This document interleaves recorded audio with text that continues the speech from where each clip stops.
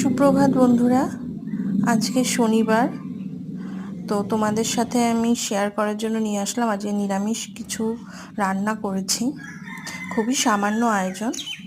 তো দেখো, প্রথমে সাদা ভাত, তারপরে পনিরের তরকারি আলু দিয়ে করেছি। এটা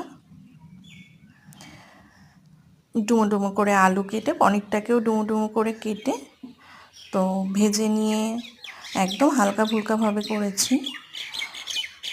তারপর করেছি একটা নতুন রান্না, দেখো, ডাল পাতুরি, মটর ডাল দিয়ে করেছি।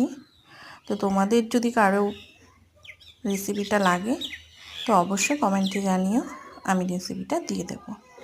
খুব ভালো লাগে খেতে, তো এবং খুব সুন্দর হয় জিনিসটা। কলার পাতার মধ্যে দিতে হয়, বিভিন্ন রকম পাতুরি আমরা খেয়ে থাকি, তো এটাও একটা পাতুরি, ডাল পাতুরি।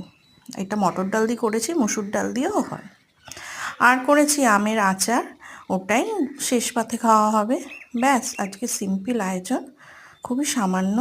তো তোমাদের কেমন লাগলো অবশ্যই কমেন্টে জানিও, আর ভিডিওটা ভালো লাগলে একটা লাইক, কমেন্ট আর শেয়ার করে দিও। টাটা, সবাই ভালো থেকো।